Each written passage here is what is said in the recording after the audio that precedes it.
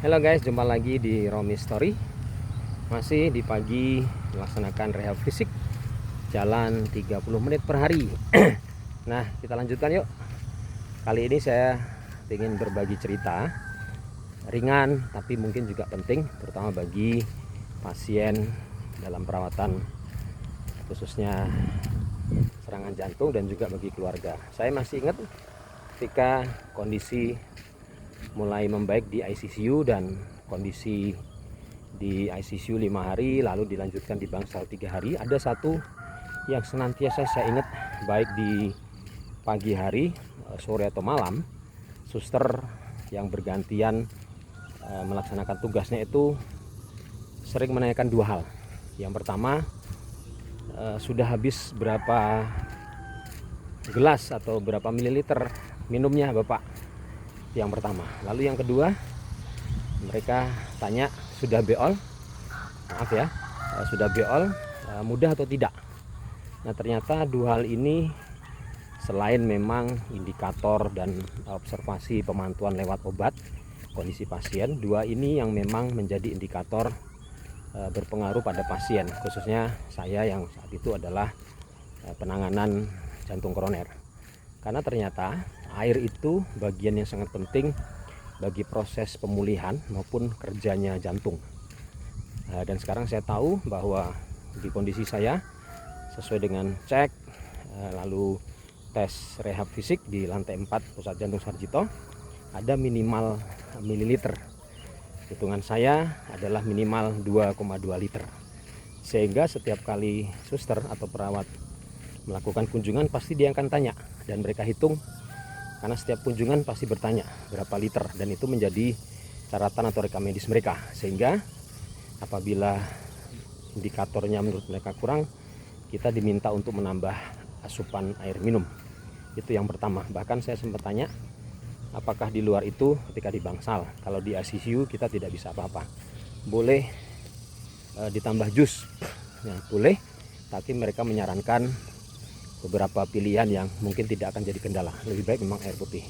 Yang kedua, kenapa mereka sering, saya masih ingat pagi maupun sore, pertanyaannya adalah sudah beol, mudah atau tidak. Bahkan saya ingat waktu masih di ICU, ada satu obat yang mereka berikan dan mereka bilang, Pak, kalau susah silakan obat ini diminum. Susahnya maksudnya susah beol. Karena ternyata khusus bagi pasien sakit jantung, penyumbatan, penyempitan, kondisi kita beol itu sangat mempengaruhi. Bahasa Jawane tidak boleh ngeden. Itulah kenapa kalau sulit bagi pasien yang sudah pengen beol, bagian pasien sakit jantung, mereka menyediakan obat cair. Saya masih ingat satu botol. Karena ternyata ketika kondisi kita pengen buang air besar atau beol, kesulitan dan kita mengejan, ya ngeden, itu ternyata punya pengaruh kepada, mungkin bahasa medisnya, kontraksi kerja keras otot atau pembuluh jantung, dan itu tidak diperbolehkan. Karena saya masih ingat ketika di bangsal di Kesawamurti di lantai 7, saya ingat mungkin di hari kedua jelang subuh setengah 4, tiba-tiba di lorong rame. Dari kamar saya ditungguin oleh anak saya Ahmed yang tidur juga di ruang bangsal.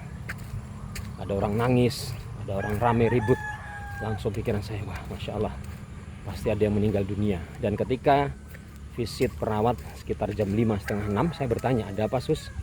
Ya Pak, pasien sebelah henti jantung. Lalu saya tanya, kenapa sus? Iya Pak, beliau kebelet beol tetapi memaksa dengan mengejan, dan dampaknya adalah henti jantung, dan alhamdulillah bisa diselamatkan. Jadi mari kita perhatikan sekecil apapun tanda sinyal, itu penting bagi kita, apalagi kalau tubuh kita sudah ada masalah. Jadi dua dari pengalaman saya yang sampai sekarang masih saya perhatikan, jangan sampai hidrasi berkurang sehingga menyebabkan dehidrasi. Terus tambahi asupan minum paling tidak 2 liter per hari, dibagi, kalau saya sudah bagi setiap minum obat dan di sela-sela itu. Yang kedua, perhatikan betul kalau pengen buang air besar, jangan mengejan, biarlah keluar dengan alami, karena itu juga membantu proses pemulihan otot jantung kita. Nah, itu sharing saya, semoga nanti ada sharing lain, semoga bermanfaat. Salam sehat bagi selalu dari Romy Story.